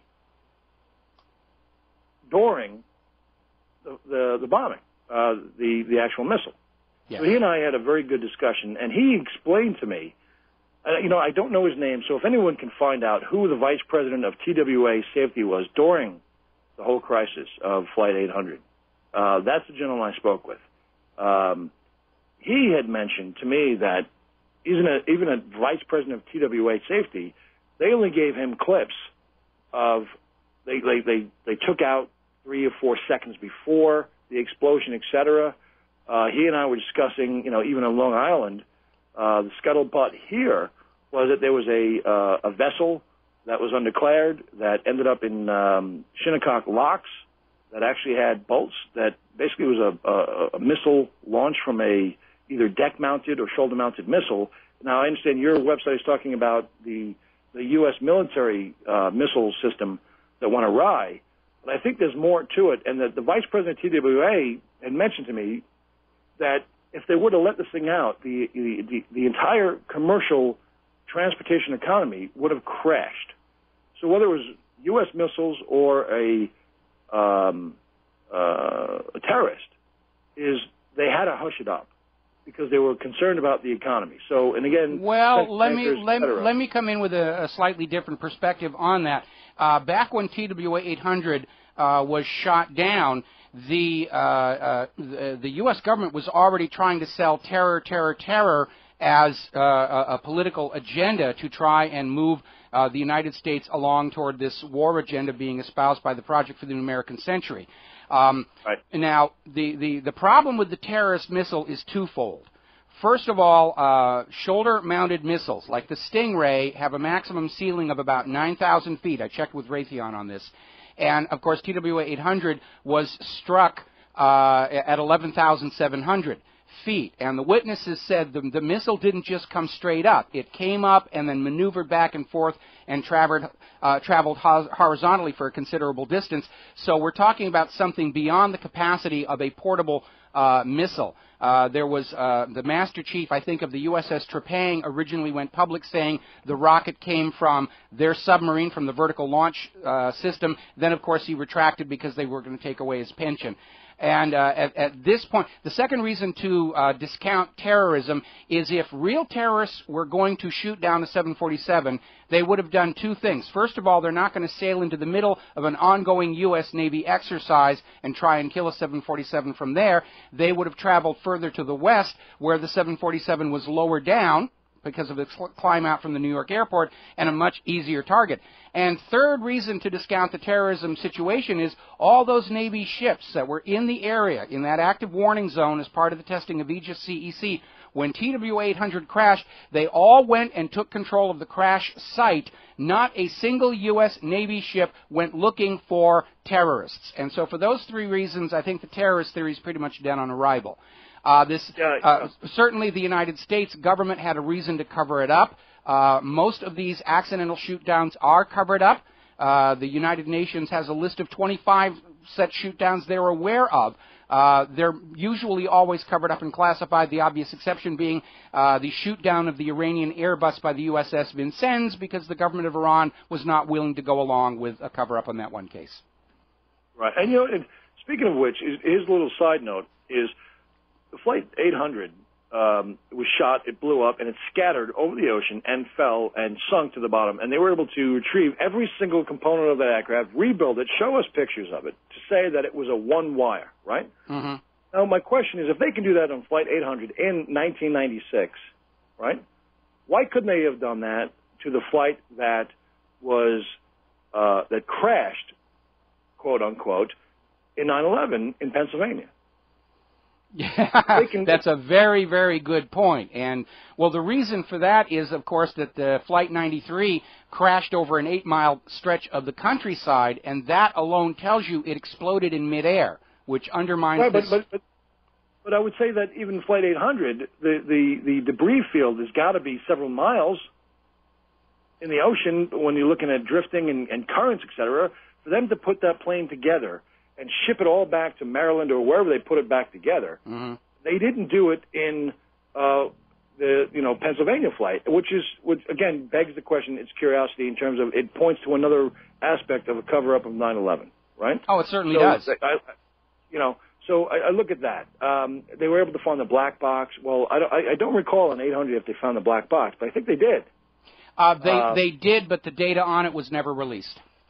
Yeah. So you got 4 black boxes on 9/11. You've got a plane that crashed, whether it crashed or was blown up. The debris, they couldn't rebuild that one, but they could rebuild the one that fell in the ocean, which is even more difficult to retrieve, right? That's an interesting contrast. Absolutely. You make a very good point.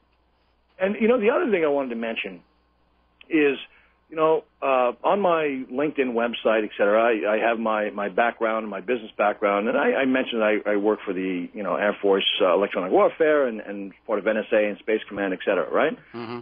What's funny is that my entire family and friends, with all this NSA broken out, you would think that people, when they watch the news, say, hey, I know somebody who works for the NSA, they would give me a call and say, hey, what do you think, right? Mm-hmm.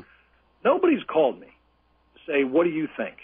Which is really kind of curious because unless you're watching your website or you're watching alternative news, it tells me that people are not putting the pieces together. Oh, I think they're putting the pieces together, but they're probably afraid to call you because the NSA is listening, and because you're former NSA, there's probably a lot of people who are going to initially assume once NSA, always NSA, and that you're probably one of the last people that they'd be. Right. Okay. I mean, I'm not a whistleblower, and I've got no intelligence that would cause them to come knocking on my door, other than the fact that I'm dealing with scuttlebutt. But when you add up the scuttlebutt and you look at the value of that, it's amazing that the whole NSA thing is as you say, all these gates that are going on. The NSA has been doing it for years. All right, so get over it. But the biggest thing is that, when you listen to G. Edward Griffin, right? Yeah. And you say, well, how do you can't protest against the government if they're corrupt. It's kind of like, I grew up in New York, Long Island, but if you're in a Brooklyn or Bronx neighborhood and you're dealing with the mafia, and the mafia is in your neighborhood, you do not write a letter to the head of the mafia saying, hey, we protest that you're killing people, or we don't like you raising the prices of bread in our bakeries, and we don't like this. You don't write a letter to the head of the mafia to do that, and that's what people are trying to do. They're trying to write to their congressman. It's like writing to Gambino family. You can't do that. So G. Edward Griffin has a pretty good grasp on that says, you don't fight corruption by using legal rules. You have to find another way. And I'm not saying about violence. Either when you grew up in Brooklyn, you either moved out of the neighborhood or you learned to play their game, and either when you sided with them and you raised the price of your bread and you looked the other way and you made a profit, or two is you found a surreptitious way to undermine them without them knowing it, right? Which I think a lot of Americans are thinking about right now with regard to the NSA. We're almost to the end of this segment and coming up on a commercial break, and the phone lines are loading up. So you got about 2 minutes if you want to sum up what it is you're sharing with our listeners. Again, Mike, I want to thank you for taking my call. And I think it's just when I look at all these scapegoats or these gates that you recommend, I think it's just a matter of the bankers are actually just hiding, and they're just infiltrating us with just nonsense while everything is crashing.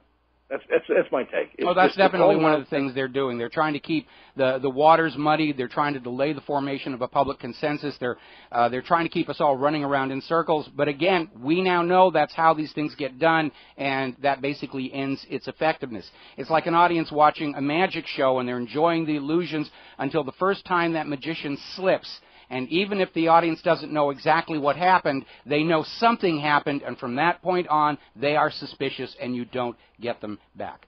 Okay? And you know what? What really happened has really been instrumental. I've been studying this for over 15 years. Your show and your website is phenomenal. Thank you. Well, thank you very much. All righty, we got some phone calls. I'm probably going to push the parable of the pizza parlor and the taco stand into the next hour because the phone lines are loading up. George in Texas. Aloha, George. Welcome back to the show. What's on your mind? How you doing, Mike? Doing fine. Well, you know the thing about the whistleblower protection? I just had to put that up, finding that the first whistleblower protection law was over a bunch of sailors who committed a mutiny because the captain was torturing British prisoners of war. And the sailors did not like it. They thought it was immoral. They thought it was wrong. And when the captain retaliated, had these sailors court-martialed, the Congress intervened.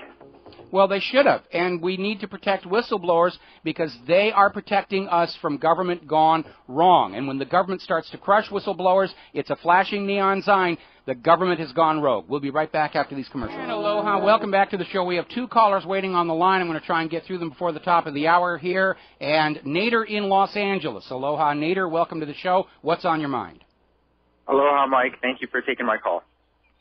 Just wanted to personally thank you for the service you do for the American people. I've been listening to your radio show now for over a year and going to your website for about a year. And just wanted to say the past few days, unfortunately, you've been attacked by those who claim you're a Jew hater. And I just wanted to say that only solidifies for me that you're heading down the right path. And it has the complete opposite effect that they're trying to get at. And I just wanted to thank you for your services and call in for the first time. Well, thank you very much for the kind words. And, of course, every wolf suffers fleas, and it's easy enough to scratch. Can I ask you a personal question, and you can tell me no? How old are you? I am 26 years old. Well, I'm delighted to hear that because when I started this blog all those years ago, we're coming up on 20 years. Next year will be our 20th anniversary of this. And our median demographic age was my own age group. 40s, 50s, and into the 60s. But I've noticed recently we are attracting the younger audience, and that's a really good thing because it's the next generation, the young people, who are going to pay for our failings if we don't fix this. And so I'm delighted that we're getting a younger audience. I'm going to let you go here. We've got a guy calling long distance that's been holding for way too long. Khan in Bangkok, thank you for waiting. I hope we're not running up your long distance bill. What's on your mind? I guess he must have dropped.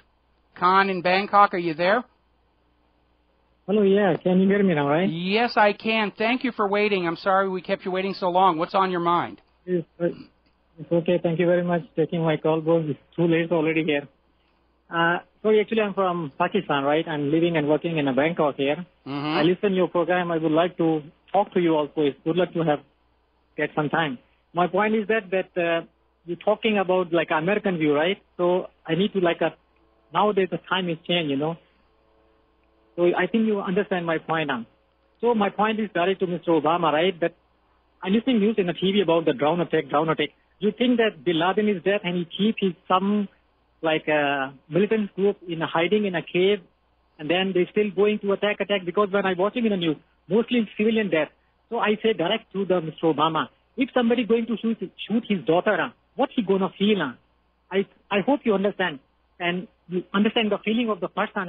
Same I put to you. If someone come to my home, I've got the kid, right, 1 year old. If somebody going to kill and shoot my kid, of course, man, I don't care about the police and law or anything. I want to screw up, So simply. And you from I have some American friend here, right, like a Brooklyn. They say nobody care because when it come to the personal, my point is that when you make the law, you must know the human, not only this A class and B class and C class. Can you still hear me now? Yeah, well, I understand. I hear you and I understand what you're saying. And by the way, a lot of Americans are very concerned about the innocent bystanders being killed by the drone attacks. We view it as a war crime. It's completely unjust.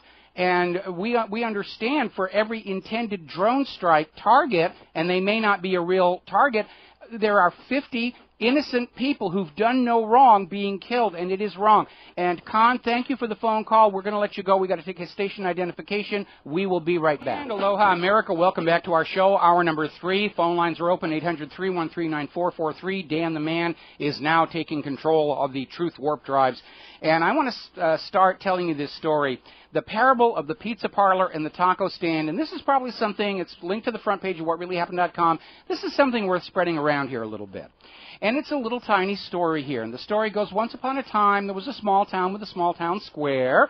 And on one side of the square was a pizza parlor, and on the other side of the square was a taco stand. And every evening after work, the townspeople would go into the town square for dinner. And those who loved pizza would go to the pizza parlor, and those who loved tacos would go to the taco stand. And they would eat their meals and talk about the day's events until it was time to go home. Then one day, a stranger walks into the pizza parlor. And he walks in and he goes to the middle of the floor and proclaims, "My goodness, what disgusting-looking food. It looks like somebody spilled the pantry onto the floor and swept it onto some bread, and you idiots are paying to eat that." And then this guy goes on, "You know what the problem is? You're all racist. You think you're too good to eat at the taco stand. You think taco eaters are socially inferior and don't want to be seen with them. Well, I'm not a racist, and I'm going to go over to the taco stand," and the stranger walks out. And so some of the pizza eaters are worried. They don't want to be racist. They don't want to be seen as racist. And they're saying, well, maybe we should leave the pizza parlor and go have dinner at the taco stand. Until one of the town's elders spoke up and says, "Does this make any sense?" And the townspeople are saying, "Does what make sense?" And he says that a professed taco lover would waste his time coming into an establishment whose food he says he despises to hurl insults at everyone. If he's really just a taco lover, why isn't he over at the taco stand? Why is he here in the pizza parlor? Is his life so totally empty and devoid of all meaning that he can only find purpose screaming at people whose lives are not equally pointless and lacking substance? And the pizza lovers are all looking at each other in puzzlement, and the town elder says, "Would you behave that rudely? Would you take time away from eating your pizzas to go stand in the taco shop shouting insults at people?" And the pizza lovers say, "No, we wouldn't do that. We're not that rude." And the town elder goes on, and he says, "I actually know that man. He's the nephew of the owner of the taco stand, and he came in here to trick you into taking your business to the taco stand while pretending to be just an ordinary town citizen." And the pizza lovers started to say, "Aha, enlightenment doth break." And the village elder says, "When you see someone come into your social circle, screaming and ranting and raving against the things you love and support, you need to ask yourself, why is that person willing to come into a hostile group, attacking that which you love and support? You have to ask yourself if it makes sense that an ordinary person with no ulterior motives would behave like that. Have they nothing better to do than intrude into other people's social circles and offend them? No, they don't, not without a hidden purpose, not without something they personally will gain at your expense." And the pizza eaters all nodded in agreement, and they went back to happily eating their pizzas and talking about the day's events until it was time to go home to bed. And on the other side of the town square, the owner of the taco stand waited in vain for the expected surge of former pizza lovers to enter the taco stand, and eventually decided that his nephew's time was better spent washing dishes and sweeping the floors. Now, of course, Americans no longer congregate in the town square to discuss the day's events. We meet on Facebook and Twitter and MySpace, websites like whatreallyhappened.com and other social networking sites to talk about the day's events. But the same wisdom applies. If you're meeting with a group of friends who share a common interest or a common perspective on the day's events, does it make any sense when strangers barge into your circle of friends, hurl insults at you and what you believe and support? Not unless they have a secret agenda and a secret purpose. Not unless they, like the taco stand's owner's nephews, are there to trick you into abandoning your own choices and freedoms and onto a path of their choosing. Why this is important when we come back. And aloha, America. Welcome back to the show. And I wrote that original article about the pizza parlor and the taco shop a couple of years back when it became very obvious that corporations and government were spending huge amounts of money to hire people to pretend to be just plain folks prowling the net, trying to control the discussions and the perceptions. And when you started thinking in terms of that metaphor of the pizza parlor and the taco stand and understand human behavior, these online propagandists become very, very obvious. And the reason I decided to reprise it today was, first of all, because of these phone calls we've been getting all week about how RBN is a Jew-hating network. And I sort of put out a little bit of bait at whatreallyhappened.com. I put up a simple poll. Who did 9/11? There were two choices, Osama bin Laden and CIA Mossad. And 98% of the respondents said CIA Mossad, and 2% said Osama bin Laden. And you have to ask, if they really think that, why are they even here? Are they the nephew of the taco stand owner coming into the pizza parlor to try and lure us away? And you have to ask yourself, if you are in any social media circle where you're talking about any issue, whether it's gay marriage or abortion or Paula Deen or any of that stuff, and you see these people coming in to simply cause trouble, make noise, hurl insults and attacks on people, does it make sense ordinary people would do that? Do you yourself, of your own free will, without outside encouragement, go into other people's social circles to cause trouble and hurl insults and say, you're all stupid if you believe the U.S. government shot down TW-800? No, you wouldn't. You're not that rude. And once you understand the reality of a massive online propaganda campaign, because they're not just listening to you, that metaphor of the pizza parlor and the taco stand really underscores how easy it actually is to spot the online propaganda shills, whether they're working for the U.S. government, whether they're Israel's megaphonies, whether they are hired by public relations firms that openly advertise services to send workers into online debates to try and control the focus. It's a big business out there. And that's why I put that story together there. And it's a good metaphor, and I think you should share that with your friends. We're looking at this final vote on the Senate immigration bill, in which they promise they're going to put up 700 miles of fences on the Mexico border to stop the influx of illegals. A little clue to our members in Congress, the length of the border between the United States and Mexico is 1,954 miles. 700 miles of fence isn't going to do anything. And especially if you grant amnesty to the illegals that are already here, it's like ringing the dinner bell. And you're going to see more people coming around that 700 miles of fences, or crawling over it, or digging under it. This immigration bill is all about crushing down wages and salaries here in the United States of America so the money junkies can have more. And when, because of those lowered wages and salaries, you're unable to pay your mortgage or pay the loan on your car, the money junkies can come take that away from you and then turn around and sell it again. That's what this whole periodic crashing of the economy is all about. You work your entire life to buy a home, and then at the last second when you're almost ready to pay it off, oh no, you missed a payment. We get the home back, and we'll sell it to your children for a 30-year mortgage. And then we'll take it away from them by crashing the economy and sell it to your grandchildren for a 30-year mortgage. And over and over and over and over again. Ad infinitum. Until we, the people, stand up and say it's all a scam. All the way up to that private central bank issuing the public currencies a loan at interest. It is a scam to enslave us, with a false sense of obligation that we must work and collect enough of those little pieces of paper with ink on it to satisfy this debt that has been created for us through fraudulent banking, through government taxation, through whatever means. It's just another illusion to control your lives. That Federal Reserve note is just a little tiny piece of paper with ink on it, and it controls your life. That is the mark of your slavery and servitude. And it's no more legitimate a form of governance than rule by divine right or rule by chattel ownership of your person, slavery. Alrighty, I'm going to skip ahead a little bit here. I want to talk about this Paula Deen thing. I've made a couple of references to her.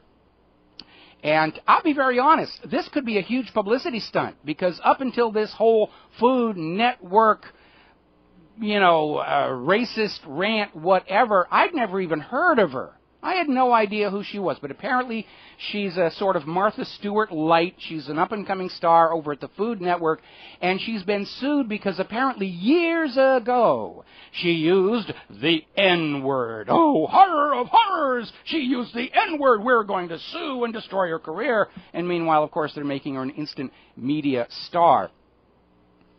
And there's a couple of aspects to this. First of all, this idea of words that shock. That's part of your system of control. When you are a brand new baby brought forth into this world, you don't know you're supposed to be offended by things. You have to be taught to be shocked at certain words, or certain actions, certain gestures, or the sight of a naked body. And those that teach you, train you, brainwash you to be offended and shocked, do so as part of that system of control, to get you to believe certain ways, think certain ways, act certain ways. And as long as you allow others to tell you that certain words or certain acts or naked bodies must shock you, as you're trained to do, you will be under the control of those who use such words, such acts, and naked people to control you. Now, a benign example, of course, is, can you think of anything more useless than a bathing suit? Yet here in Hawaii, where before the religious nuts showed up to corrupt the place, everybody ran around naked. Nobody thought it was shameful. It was like the Garden of Eden. And yet, recently, well, actually it's been a few years now, moral citizens of Hawaii concerned about moral values, and all of whom seem to own clothing stores, lobbied, fought tooth and nail to ban the few clothing optional beaches we had here in Hawaii, which led to those tourists, roughly 17% of our total tourism volume at the time, who wanted clothing optional beaches to take their tourism dollars elsewhere. You are taught to be offended and shocked at naked bodies so that you will be loyally going down to the shopping mall and buying bathing suits and T-shirts and jeans and the rest of it. You're taught to be shocked at certain words so that those who use the words can influence your political thinking. You're conditioned, or you were conditioned, fortunately this one doesn't work anymore, you were conditioned to react in horror to the word anti-Semite. So that Israel's supporters have an easy little button to shut you down if you're asking embarrassing questions. And remember, over at Democracy Now! They got that video of that former member of the Knesset saying, that's what it is, it's a trick. You were brainwashed to be shocked and horrified by the phrase anti-Semite, so that Israel's supporters have this little red button on your forehead that they can push to shut you down on command. All these so-called obscene words used to shock you and throw your mind into this conditioned turmoil are there so that those who use those words can shock you into doing as you're told. Don't give me the facts and figures, just move your blankety-blank butt and get it working. And the worker says, oh, he used a bad word on me, I have to do as I'm told, even though I know it's wrong. But this form of control over you only works as long as you allow words and actions and naked bodies to have power over your mind. And back when Dog the Bounty Hunter was temporarily driven off of his reality show because he dared use the N-word in a private conversation that was leaked to the media for somebody else's personal gain. In the interview about Dog the Bounty Hunter coming back to A&E, and I asked the people there, do we not give these words, gestures, and naked bodies too much power? Why do we allow them to have that kind of power over us? Because we're taught, because it's part of the control system to keep us subordinate, to keep us under control, to keep us fueling the bathing suit industry. A little bit of good news. CNN has had to lay off some of their staff in the District of Columbia, mostly from the senior producers and staff, focusing on beats like the White House, national security, and the Department of Justice. And I guess CNN feels they don't need to look too closely at the White House or the NSA or the Department of Justice. But then we're doing such a great job of that here in the independent media, I could see where CNN might figure they don't really need to bother anymore. Alrighty, on to some more serious stuff here, and the very obvious attempt to get a war in Syria going by hook or by crook. And again, we're a week away from the 4th of July holiday.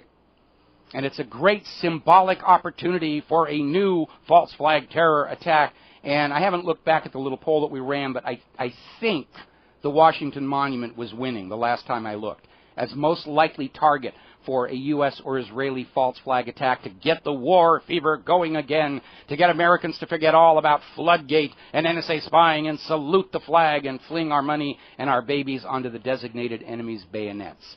Apparently, the CIA is sending weapons into the hired mercenaries through Jordan. And they're pre-positioning even more weapons in Jordan. I guess with Turkey in turmoil right now, they decided they're going to move the invasion front down to Jordan. Let's see. Oh, we got to take a break for commercials. We'll be right back.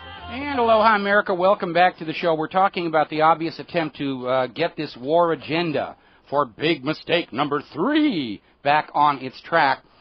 And the numbers are working against the American government here, because apparently there's been another poll done by the Pew Research Center where 70% of Americans are saying the United States should not be involved in Syria. They oppose sending weapons to the hired mercenaries. The U.S. government has lost the narrative that this is a popular rebellion against an evil tyrant that we must support. And it's another reason why I think that even though the lifespan of a government lie can be clocked with an egg timer these days, they're desperate. They want to get America inflamed for war with Syria and war with Iran, and McCain's out there already screaming about war with Russia and China. They've lost the initiative and they're getting desperate, and that is why, they're talking about, they're probably considering right now a new false flag attack, something that'll be bigger and grander than 2 skyscrapers in New York. I mean, been there, done that.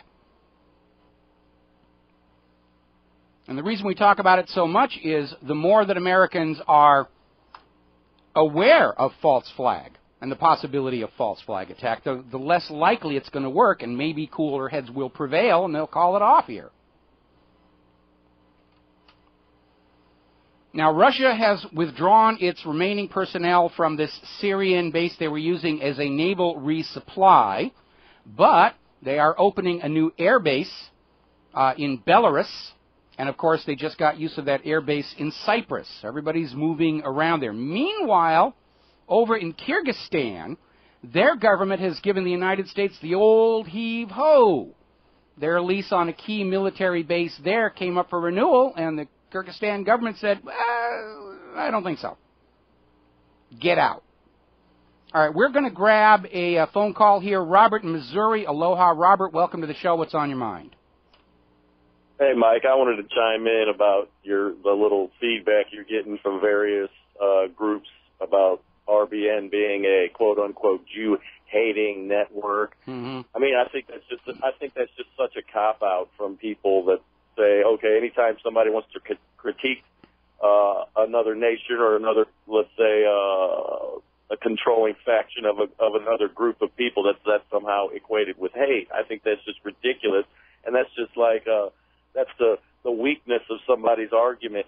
Oh, you said something bad about my behavior, so you automatically hate me, mm-hmm. and that's just the farthest thing from the truth.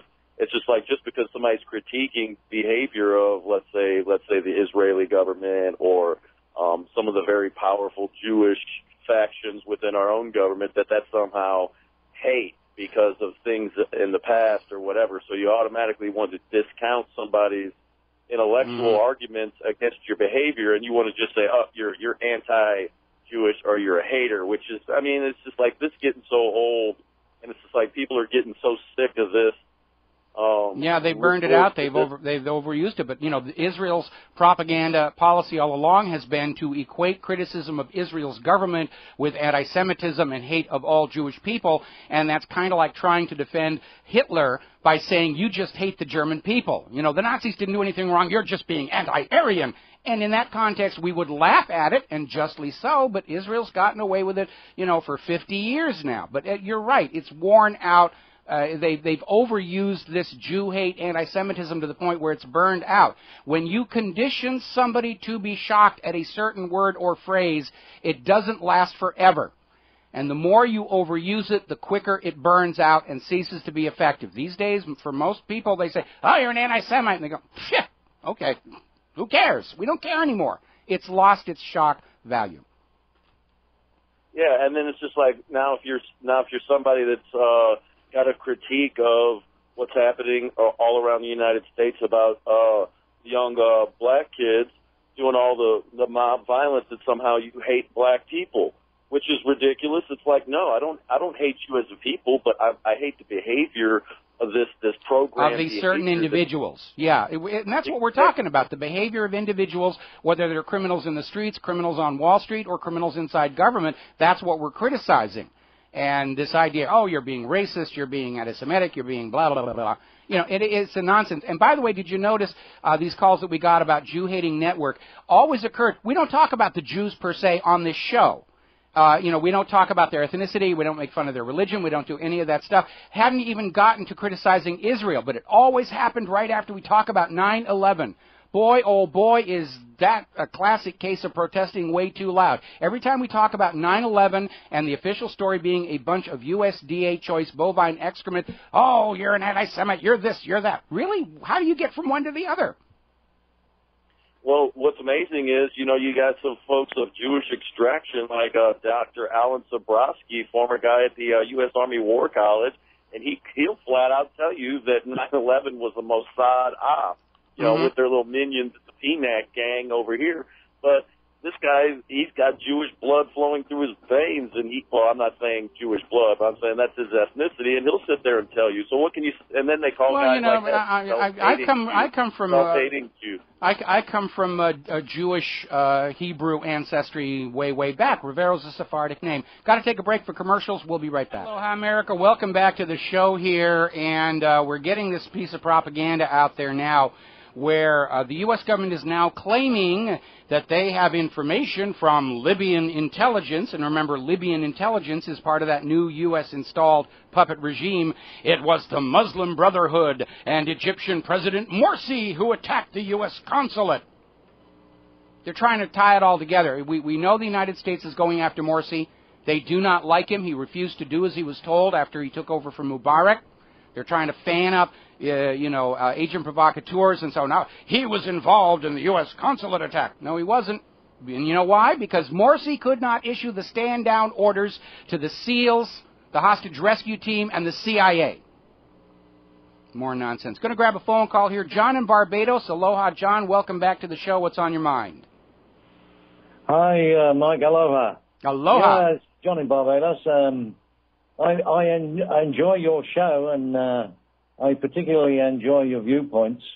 I use the online persona of the Caribbean Critic, and I get on all the blogs and radio shows. The radio revolution goes forward, and I get so frustrated with the mainstream meme that seems to be permeating the general bloggers that eventually I get so frustrated, I throw in the odd textual hand grenade or verbal hand grenade and sit back and enjoy the view or the noise.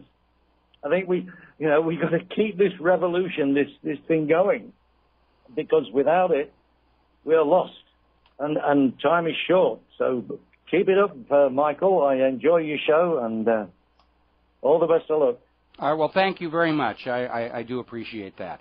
All righty, moving right along here. There's been another leak, this one from the FBI.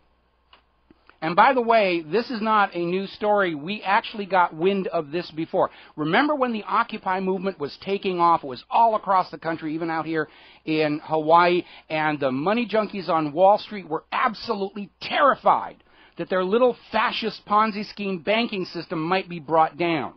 And this FBI document apparently comes out. The FBI actually put together a plan to assassinate the leaders of the Occupy movement if it became necessary to protect the banks. Because we all know that banks are more important than human beings. in the eyes of the United States government. I mean, how silly can you be to let ordinary Americans decide how the economy of this nation should be run? That's complete nonsense. For almost 100 years we've had private bankers running the economy and everything's just hunky-dory. How dare the Americans stand up and say they want to go back to the system of banking this nation was started with public currency as a public utility. What a nonsensical idea. How can we make money off of public currency if it's a public utility? Which is what all of these wars and assassinations have all been about, is maintaining this scam, this system of enslavement called private central banking across the globe. And if you read the article, All Wars Are Banker Wars, or if you watch the video, the one lesson you should take away is these private bankers have been willing to send hundreds of millions of human beings to death and disfigurement to keep their little Ponzi banking scheme going. Now, because of globalism, because of all this interlinking of financial systems across the world's private central banks, in particular those derivatives, we have the potential for the entire system to come down crashing all at the same time. And when it does, we, the people of planet Earth, need to stand up and say, okay, enough is enough. Private central banking is a failed experiment. We demand a public currency that's a public utility, issued by the government to serve the people in commerce without accruing interest to private central bankers. And tell these private central bankers to just take their ill-gotten gains and retire. And the first person post-collapse who stands up and says, oh, you know, we can work out the problems, let's just try that central bank thing again. You grab that miscreant, you tar and feather them, hang, draw, quarter, burn, and have the ashes peed on by a rabid dog. Anyway, getting back to Libya, and I did mention this earlier, there are heavy clashes breaking out in the Libyan capital. Those Libyan people do not like their brand new U.S.-approved government. They do not like their brand new private central bank issuing the public currency as a loan and interest. This push for a global fascist dictatorship has brought the world to the edge of a global revolution in which every single nation enslaved to these private central banks is going to stand up and kick them all out at the same time. It's a once-in-a-lifetime opportunity to free the human population from slavery to artificially created debt and a false instilled sense of obligation. Remember what Christine Lagarde was saying about Greece. It doesn't matter if the debt was created through fraud. You, the people of the country, must work to pay that debt off. And it betrays the mindset of the money junkies. Any way they can get you into a sense of debt, you will pay it off. You have no choice. Even if the debt is arrived at through fraud. Even if they're caught rigging LIBOR and the gold rates and the rest of it. That's just the way business gets done to keep you slaves to those private central bankers.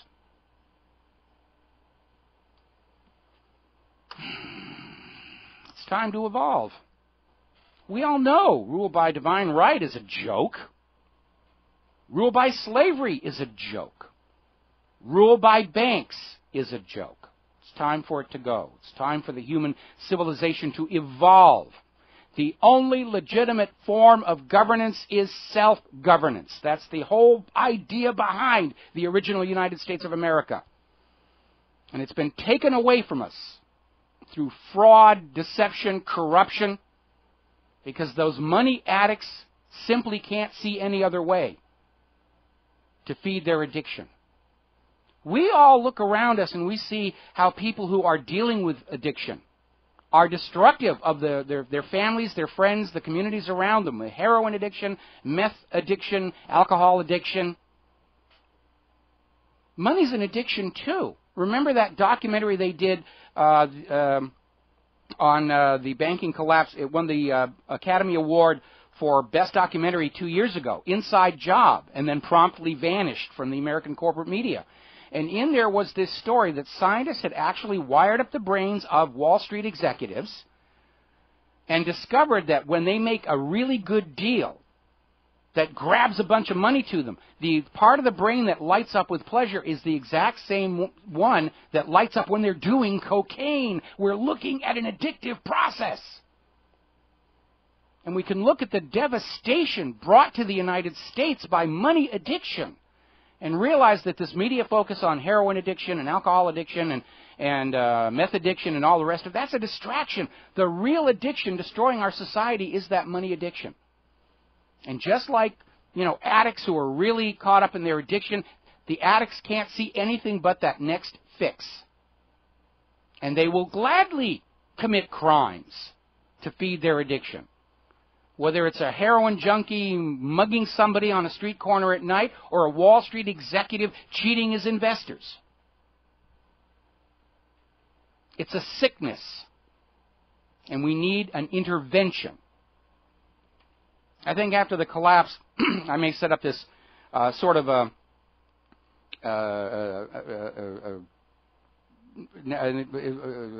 Betty Ford clinic. I lost the name of there for a second. It's just a clinic for recovering money junkies where, we'll dress them in a nice three-piece Brooks Brothers suit and we'll put them in a nice oak-paneled office, and on the ground of the office there's a dollar bill wired up to a spark coil. And every time they try and grab that dollar bill, they get a nasty electric shock. It's like how they were trying to cure smoking years ago. These are diseased people. And what is wrong with our society is because the money junkies control the corporate media and your perceptions. You're taught to view heroin addicts and meth addicts and alcohol addicts as socially undesirable and a danger to the community, but you're taught to admire the money junkies. Oh, we want to grow up to be money junkies. We want to live our lives in the throes of money junkyism. We can't do that. We need to recognize money addiction is a problem that is crippling our society, and we need to deal with it. And that's not saying everybody who's rich is a problem. I don't have a problem with people being rich. I've talked before about people like Steve Jobs or James Cameron, who's like right up there at the top of a list of people that I admire. He's rich not because he gamed the system and cheated people. He makes really cool movies that we want to give him our money to see or buy the Blu-ray of. Or Steve Jobs, who along with Steve Wozniak came up with the Apple II, and we wanted to give them our money for that product. That's capitalism.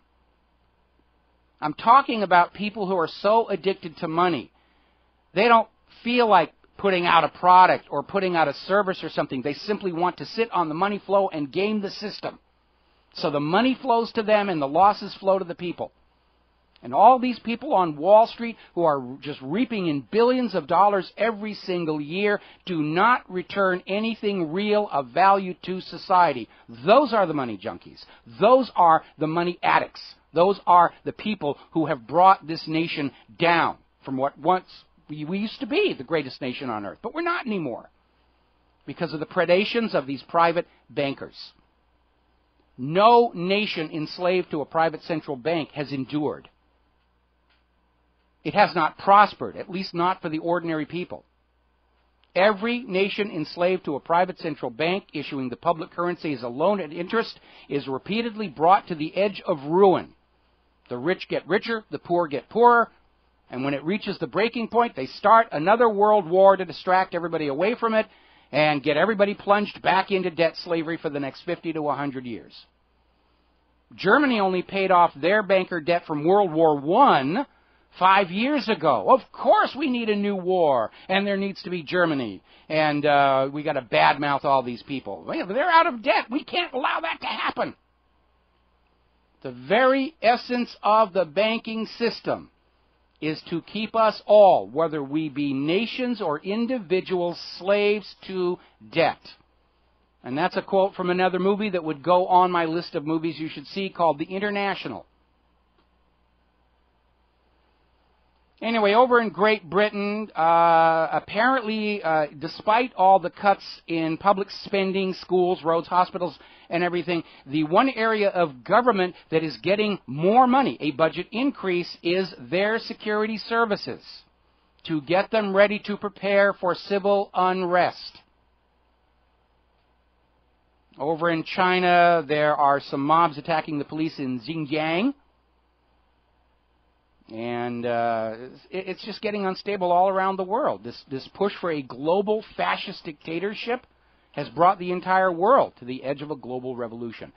Over in Bahrain, the police and military are using tear gas on their protesters. It's a very, very unhappy world. Now, have you ever noticed that politicians will do their job and say what they're supposed to say and sell the agenda while they're still in office making money from it? Or they're on the lecture circuit and they're making money from that. But when politicians all of a sudden stop being politicians, then they'll open their mouth and tell the truth. We saw that with Eisenhower in his farewell address from the White House when he knew he was never going to be in political life ever again. He was going to retire, and he came out and he said, you got to watch out for that military-industrial complex.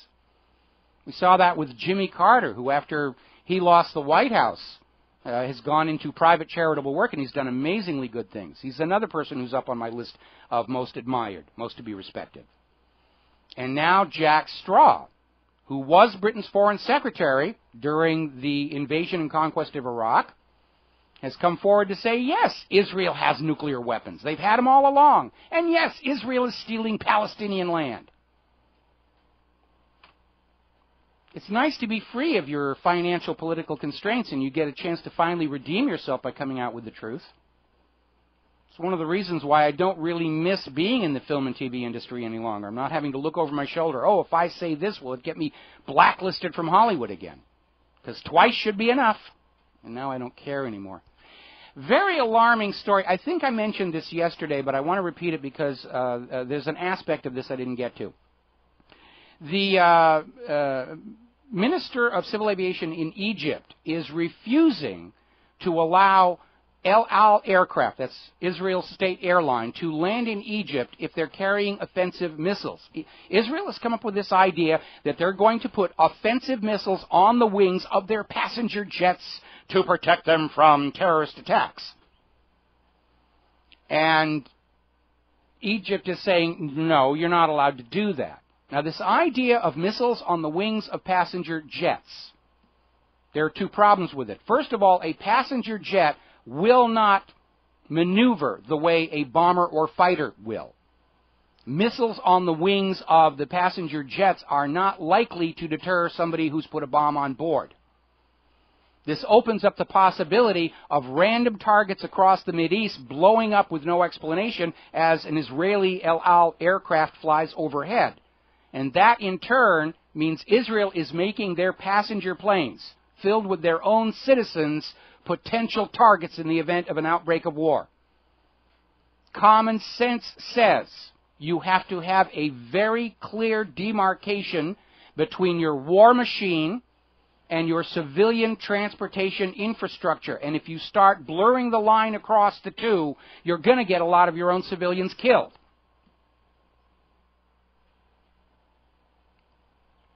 So they're not thinking very clearly over there. Speaking of all this war spending, we're talking about all this stuff. There was a study that came out basically saying that just 1 week of U.S. military spending could feed the entire planet Earth, all the humans, for an entire year. We talk about hunger. We talk about all the Americans on food stamps. Claire and I are involved in these food programs. Why can't we feed Americans? Oh, it's the economy. No, it isn't. It's the military spending. 1 week of U.S. military spending could buy food for the entire human population for a year. It's obscene. It's absolutely obscene. And, you know, this stuff sticks around. It really does. Real quick story out of Baltimore, CBS. They had to close a beach. They found some World War II ordnance, still unexploded, on this beach. They had to shut the beach down and blow it up.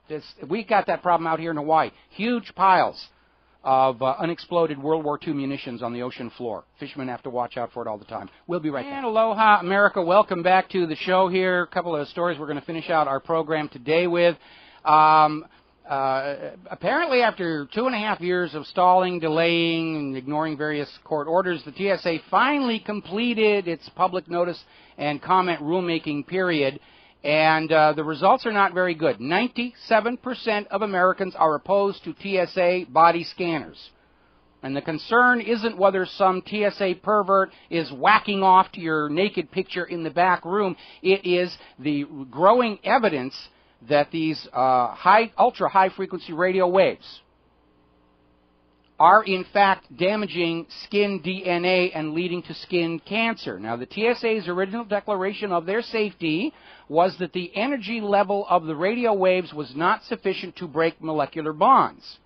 But institutions like Johns Hopkins and MIT have called attention to a phenomenon ignored by the TSA called molecular resonance, where the radio wave may not break the DNA immediately, but it will start it shaking. And the shaking will grow and grow and grow until the molecule starts to shake itself apart.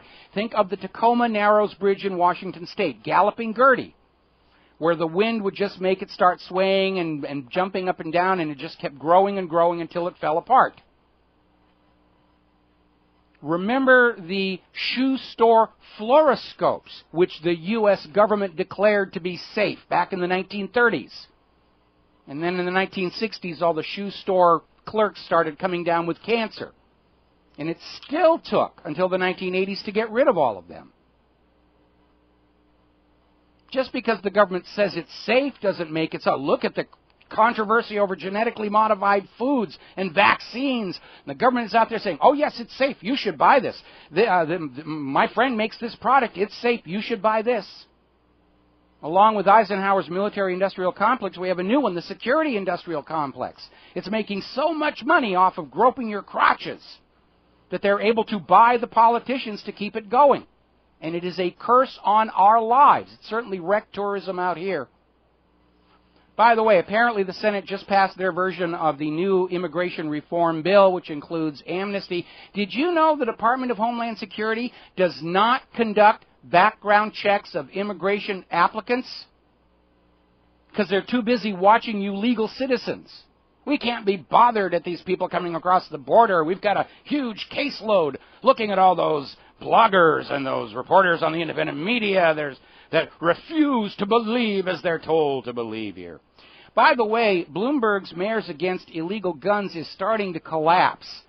First with the revelation that they were using taxpayer funds for what is a private political agenda. The mayor of Illinois has left the organization. More mayors are leaving because of the obvious lies being put out by the gun grabbers and witch hunt attacks against those who are still supporting the Second Amendment. So that's beginning to fizzle and die here. By the way, the Obama administration commissioned a report on how dangerous guns are, backfired in his face. Obama's gun report reveals guns actually save lives and drive crime down. Ooh, what a big shot. Hear the music. It's time for us to get out of here. We'll be back tomorrow on the Republic Broadcasting Network. Until then, stay safe, stay well, stay skeptical, make good choices. Please support Republic Broadcasting. We're not getting huge amounts of money from the coal industry or the oil industry or any industry. We rely on your help. RepublicBroadcasting.org, WhatReallyHappened.com. Aloha, America.